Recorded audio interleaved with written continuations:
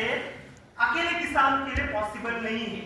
इसलिए एफपीओ का कॉन्सेप्ट आया कि क्वालिटी भी प्रोड्यूस हो और क्वांटिटी भी प्रोड्यूस हो। तो अभी जब आप अगर एक हाइपोथेसिस ऐसा है जिसको हम अजम्पशन बोलते हैं कि जहां जहां किसी की निर्यात बढ़ी है, जहां जहां और कौन से भी क्षेत्र में भारत के जहां जहां कृषि की निर्यात बढ़ी है वहां वहां किसानों को फायदा हुआ है, किसान की आय बढ़ी है। एग्जाम्पल के तौर पे आप महाराष्ट्र में जाएंगे, महाराष्ट्र में किसान आपको ज्यादातर खुशहाल दिखेंगे।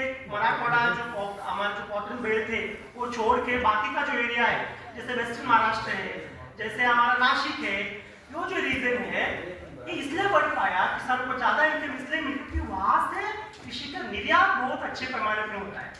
तो इस सारे संसद में कृषि का निर्यात बढ़ा के और एफपीओ को साथ काम करके हम एक अच्छी तरह के तरफ जा सकते हैं जहां पे अच्छा किसान को पैसा मिल सकता है। अभी मैं अपेडा की तरफ आता हूँ, मेरा अकाउंट मिलियन है और मैंने जहां जहां दुनिया में जहां जहां देखा, जहां जहां किसान संपन्न है, जहां जहां किसान की आर्थिक उन्नति हुई है, वहां वहां एक्सपोर्ट ने बड़ा काम किया है। तो मैं आज उस परिप्रेक्ष्य में आपसे बात करने की कोशिश करूंगा।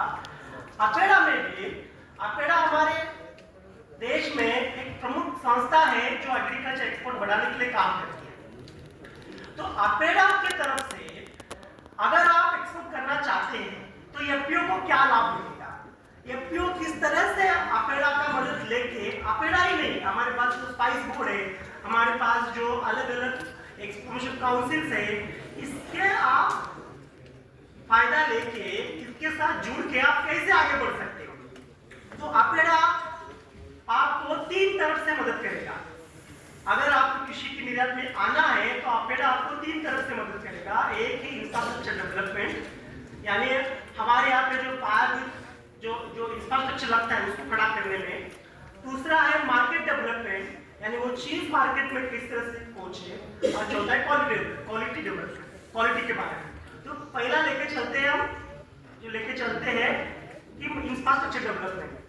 क्यों मैं बता रहा हूँ कि क्योंकि आप जब एफपीओ के माध्यम से कृषि की निर्यात करना चाहते हैं तो आपको ज्यादा सपोर्ट मिलेगा भारत सरकार से, अपेडा से।